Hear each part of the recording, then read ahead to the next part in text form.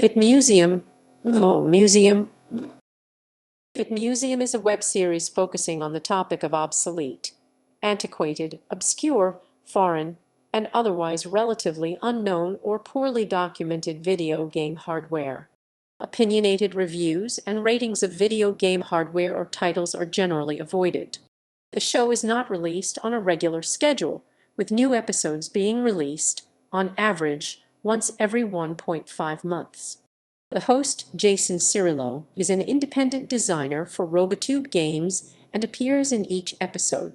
The setting of the show is usually said to be the offices of Robotube Games, with each show opening in front of a flat-screen television displaying the Bit Museum logo. Earlier episodes opened with a tinny-sounding 8-bit filtered rendition of pianist George Shearing's "I'm Getting Sentimental Over You," hastily created in order to launch the show quickly, but starting from episode 4 a new vocalized theme song has been used.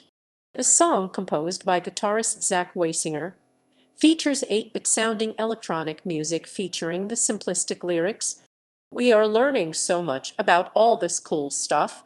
I cannot wait for the show." History.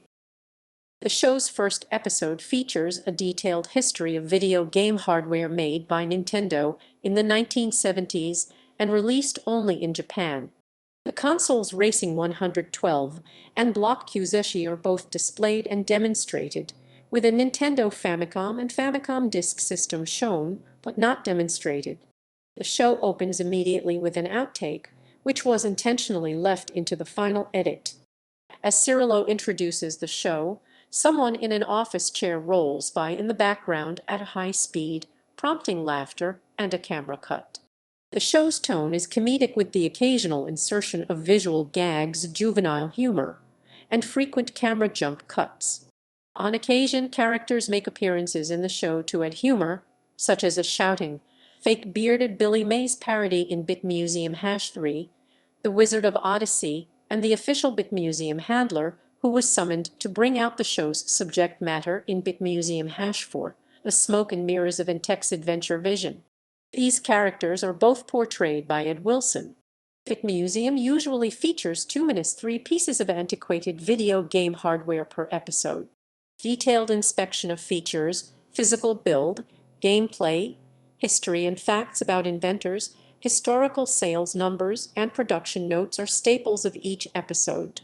Certain pieces of hardware featured on Bit Museum are considered to be extremely rare amongst game collectors, such as the Intex Adventure Vision, which is featured in episode #4. Popularity. Bit Museum is regularly featured on Destructoid.com upon release, with syndication to Vimeo and YouTube. The show has also appeared on various video game-related blogs. Bit Museum is also syndicated in the Apple Inc. iTunes Store as a free podcast subscription. Fan comments and feedback has been generally positive and enthusiastic, though writer Joseph Luray of Destructoid.com voiced criticism of Episode 3, stating it features a sort of Fox ad for cartridges with handles that falls a little flat.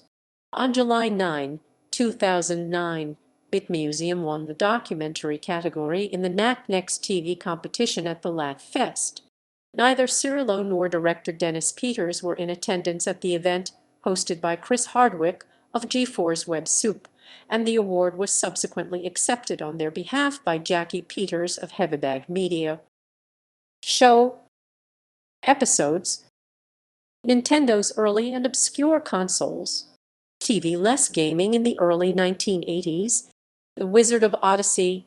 The smoke and mirrors of Intex Adventure Vision. Nintendo Game and Watch History. TV Jack-in at Hard Off. Location. The first 5 episodes of Bit Museum are filmed in an office setting, with each episode taking place in various locations therein. Cirillo jokingly comments in the opening of episode #2 that they are in the Robotube Games studios, right here in downtown, picturesque New Haven, Connecticut, the hub of game development of the world.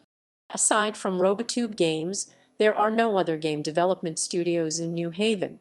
According to Jason Cirillo's blog, the New Haven office was closed in February 2009 and moved to Los Angeles, California, and future episodes are being filmed there.